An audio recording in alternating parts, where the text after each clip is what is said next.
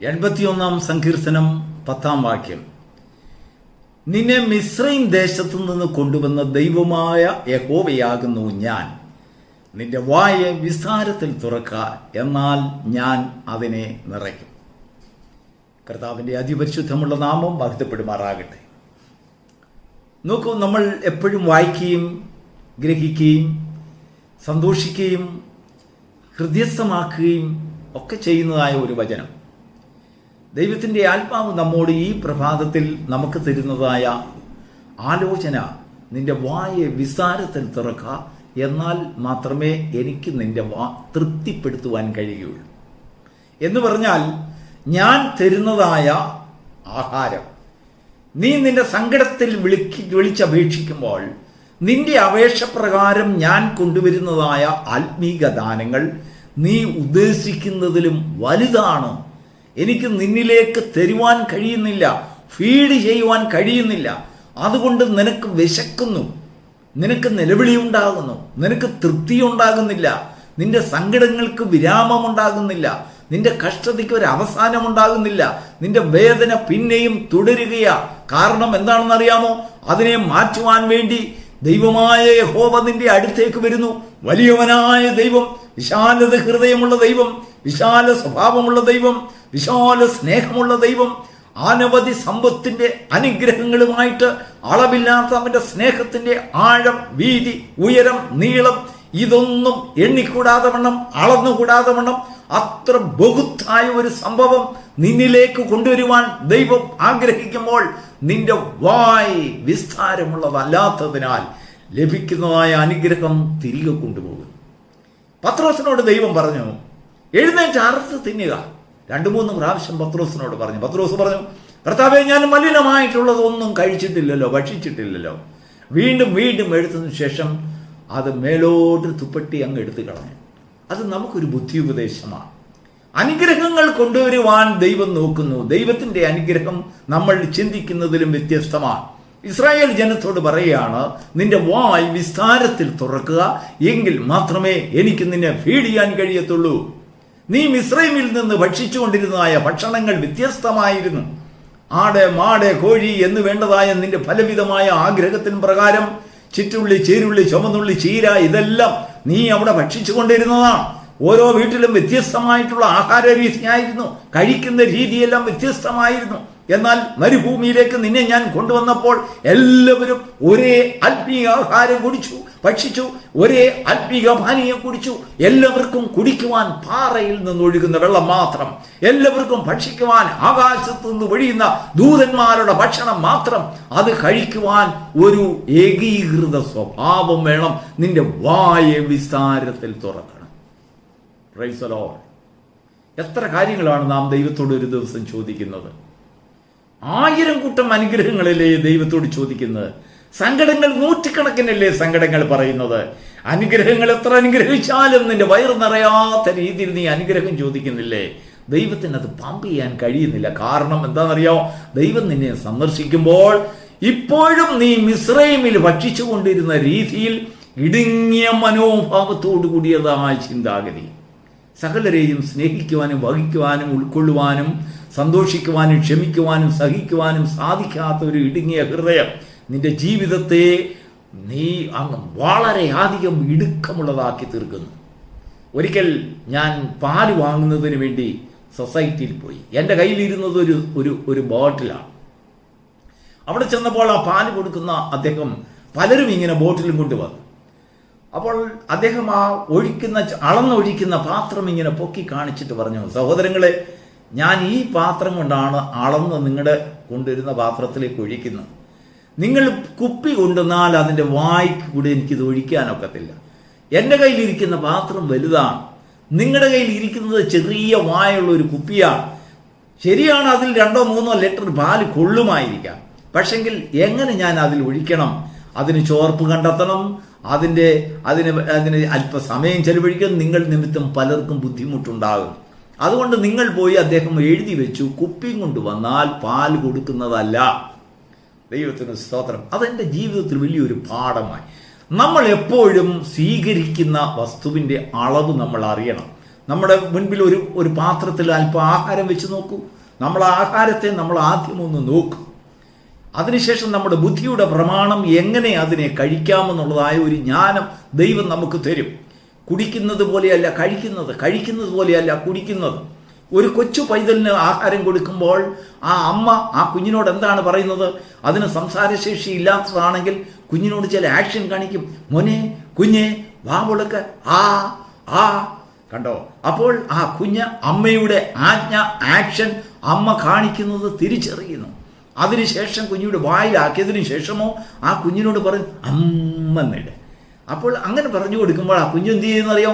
അതിൻ്റെ അർത്ഥം അത് വായടച്ച് കഴിക്കാനാണ്. ദൈവത്തിന് സ്തോത്രം. ഇതുപോലെയാണ് ദൈവം മനുഷ്യനെ പഠിപ്പിക്കുന്നത്. അവനെ മിസ്രൈമിൽ നിന്നും പല രീതിയിൽ പല സ്വഭാവം ഇടുങ്ങിയ ഹൃദയം ഉണ്ടായിരുന്ന മനുഷ്യനെ ദൈവം പിടിച്ചു കൊണ്ടുവന്ന് ചെങ്കടൽ കടത്തി മരുഭൂമിയിൽ കൊണ്ടുവന്ന് അവന് പെട്ടെന്ന് മന്നായും പാറയിൽ നിന്ന് ഒഴുകുന്ന വെള്ളവും കൊടുത്തപ്പോൾ അവർക്ക് കുടിക്കുവാനും കഴിക്കുവാനും അറിയാതെ ജനങ്ങൾക്ക് ഭയങ്കര ബുദ്ധിമുട്ട്. അവരുടെ കഷ്ടതയിൽ അവർ ദൈവത്തോട് നിലവിളിച്ചു. ദൈവത്തിൻ്റെ കൊടുക്കുന്നതായ പരീക്ഷകളിൽ അവർക്ക് അനേക പരീക്ഷകളിൽ അവർ തോൽവിയടയുന്നതിനിടയായി തീർന്നു. അവർക്ക് പരിജ്ഞാനമില്ലാതായി തീർന്നു. അവർക്ക് വിവേകമില്ലാത്തതായി തീർന്നു. അവരോട് പലവിധമായിട്ടുള്ള ഉപദേശങ്ങൾ കൊടുത്തതിന് ശേഷം ദാവീദ് പറയുന്നു, ഇങ്ങനെയുള്ളവരുടെ മനസ്സിൽ സിയോനിലേക്കുള്ള പെരുവഴികളുണ്ട് എന്ന് പറഞ്ഞാൽ ദൈവത്തിന്റെ അടുത്തേക്ക് പോകുന്ന സ്വർഗ പെരുവഴി എന്നാണോ അതിന്റെ അർത്ഥം? അല്ലെങ്കിൽ സ്വർഗത്തിൽ പോകുന്ന പെരുവഴി എന്ന്? നോ, അങ്ങനെയല്ല. സ്വർഗത്തിൽ പോകുന്നതല്ല.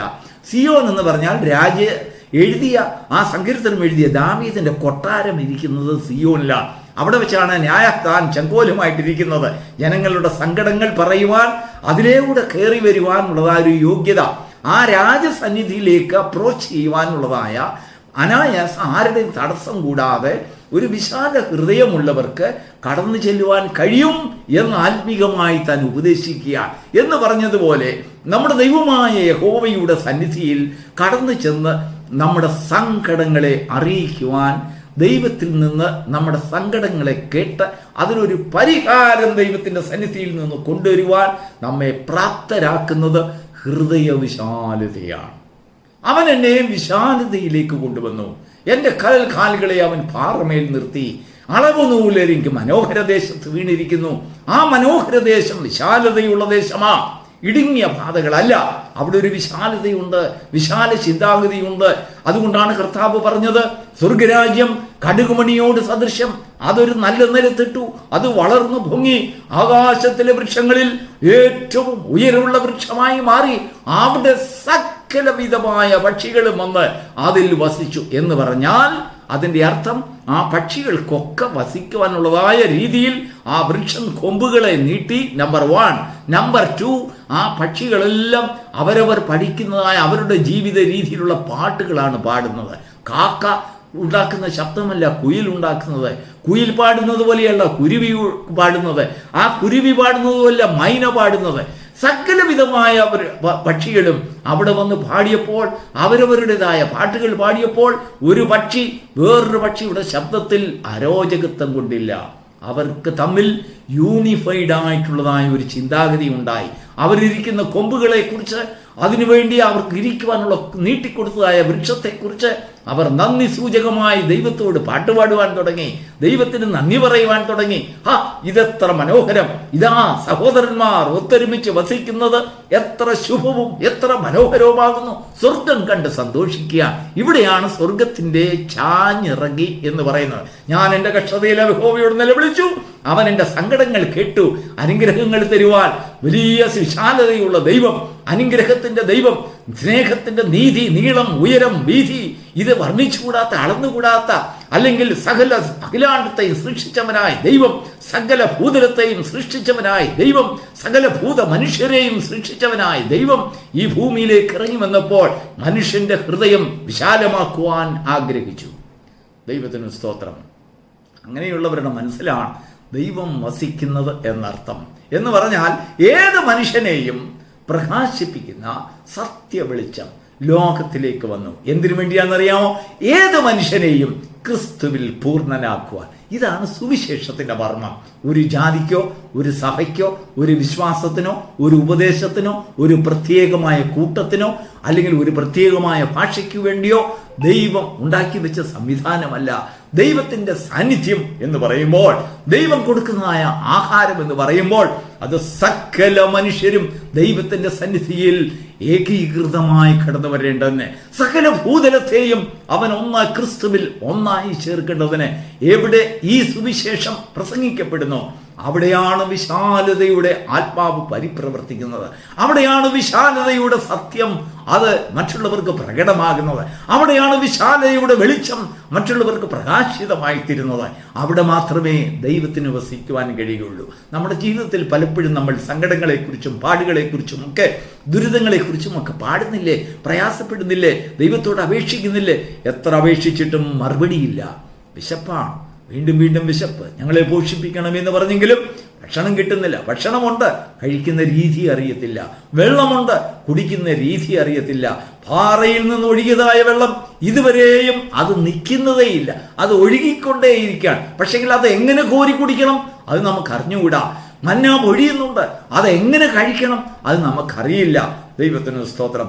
ദൈവത്തിന്റെ വചനം പറയുന്നു, നിന്റെ വായ, ദൈവത്തിന്റെ വചനം നമുക്ക് തരുന്നതായോ ഒരു സത്യമായിട്ടുള്ള ഒരു സന്ദേശം എന്താണെന്ന് വെച്ചാൽ, പലപ്പോഴും നമ്മുടെ ജീവിതത്തിൽ നാം പരീക്ഷകളിൽ അകപ്പെടുന്നതിൻ്റെ കാരണം, പരാജയത്തിലേക്ക് നമ്മുടെ ജീവിതം പോകുന്നു എന്ന് നമുക്ക് ഭയപ്പാടുണ്ടാക്കുന്നതിൻ്റെ കാരണം നമ്മുടെ ജീവിതത്തിലുള്ള ഇടുക്കമായ ചിന്താഗതിയാണ്, ഇടുക്കമായ വാക്കുകളാണ്, ഇടുക്കമായ മനോഭാവമാണ്, ഇടുക്കമായ ദർശനങ്ങളാണ്. എന്നാൽ നാം വിശാലതമായിട്ടുള്ള ഒരു അനുഭവത്തിലേക്ക് കടന്നു വരുമ്പോൾ, പ്രിയപ്പെട്ട ദൈവത്തിൻ്റെ മക്കളെ, അവിടെയാണ് ദൈവത്തിന് നമുക്ക് നമ്മുമായിട്ട് ചേർന്ന് പ്രവർത്തിക്കുവാൻ കഴിയുന്നത്. ഇന്ന് നാം വായിച്ചതായ ഭാഗത്തേക്ക് നമുക്കൊന്ന് കടന്നു വരാം. 81-ാം സങ്കീർത്തനത്തിൻ്റെ 10-ാം വാക്യം, നിന്നെ മിസ്രയീം ദേശത്തു നിന്ന് കൊണ്ടുവന്ന ഞാൻ നിന്റെ ദൈവമായ യഹോവയാകുന്നു എന്ന് പറഞ്ഞാൽ, നീ കണ്ടിട്ടുള്ള ദൈവങ്ങൾ, നീ കേട്ടിട്ടുള്ള ദൈവങ്ങൾ, നിന്റെ മനസ്സിൽ നീ ഊഹിച്ചിട്ടുള്ളതായ ദൈവങ്ങൾ, അതിൽ നിന്നെല്ലാം ഞാൻ വ്യത്യസ്തനാണ്. ഞാൻ സകല ലോകത്തിനും ഉന്നതനാണ്, സകലത്തെയും ഉണ്ടാക്കിയവനാണ്. എൻ്റെ വാക്കുകൊണ്ട് സകലതും സൃഷ്ടിതമായിത്തീരുന്നു.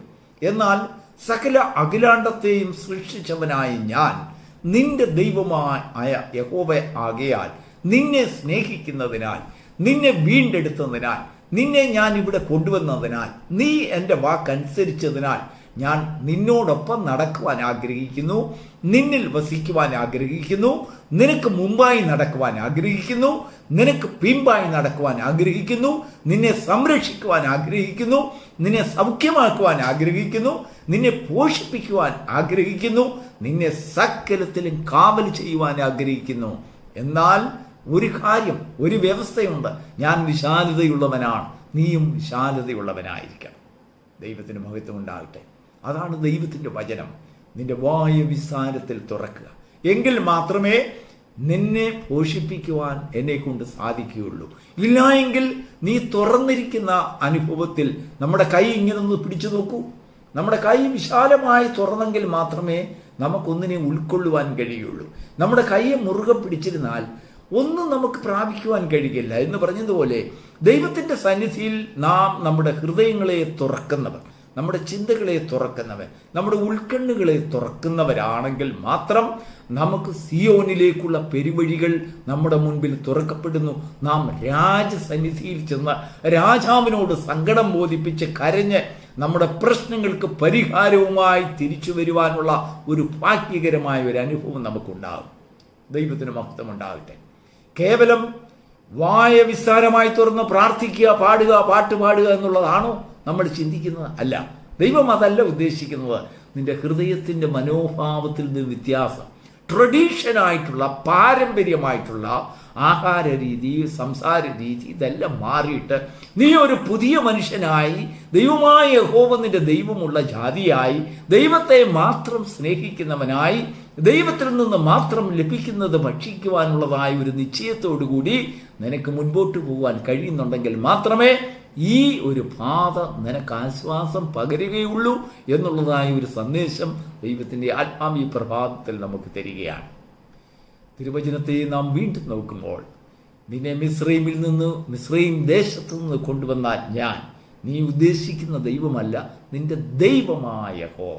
ദൈവത്തെ നാം ദൈവമായി നമ്മുടെ മനസ്സിൽ ഉൾക്കൊള്ളുമ്പോൾ, നമ്മുടെ കർത്താവിനെ നമ്മുടെ ദൈവമായി ഉൾക്കൊള്ളുമ്പോൾ, അവനിൽ കൂടെ അവൻ നടന്നു പോയതായ പാതകളുടെ വിശാലതയെക്കുറിച്ച്, അവൻ ചിന്തിച്ച സംസാരിച്ച വാക്കുകളുടെ വിശാലതയെക്കുറിച്ച്, അവൻ നമ്മെ സ്നേഹിച്ച സ്നേഹത്തിന്റെ വിശാലതയെക്കുറിച്ച്, അവൻ നമ്മെ സൗഖ്യമാക്കിയ സൗഖ്യത്തിന്റെ വിശാലതയെക്കുറിച്ച് നമുക്ക് വലിയൊരു ദർശനം ഉണ്ടാകും. ആ ദർശനം നമ്മെ സത്യത്തിലേക്ക് വഴി നടത്തും, നമ്മെ സംതൃപ്തിയുള്ളവരാക്കി തീർക്കും, നമ്മുടെ ജീവിതത്തിൽ ജയം നമുക്ക് കൊണ്ടുതരും. നാം ദൈവത്തിന്റെ മക്കളെന്നുള്ളതായ ഒരു ദൃഢനിശ്ചയം, വിശ്വാസം നമുക്കുണ്ടാകും. ഇതെത്ര മനോഹരമായ ജീവിതമാണ്! ഈ ഒരു വലിയൊരു സന്തോഷകരമായ പ്രത്യാശ നിറഞ്ഞതായ ഒരു ജീവിതം ഈ പ്രഭാതത്തിൽ ദൈവത്തിന്റെ ആത്മാവ് നമുക്ക് തെരുമാറാകട്ടെ. ദൈവത്തിന്റെ കൃപ നമുക്ക് തെരുമാറാകട്ടെ. അവന്റെ ദയ ആകാശത്തോളം ഉയർന്നിരിക്കുന്നു. ആകാശം ഭൂമി, അല്ലെങ്കിൽ ഭൂമിയിൽ നിന്ന് ആകാശം എത്ര ഉയർന്നിരിക്കുന്നുവോ അതുപോലെ ഭക്തന്മാരോടുള്ളത് അവന്റെ ദയ വിശാലമാണ്, ഉന്നതമാണ്. എന്നാൽ ആ ഉന്നതമായ ചിന്താഗതിയെ ആർക്കുണ്ടാകുന്നുവോ അവർ ഭാഗ്യവാന്മാർ. ദൈവരാജ്യം അവർക്കുള്ളത്. God bless you.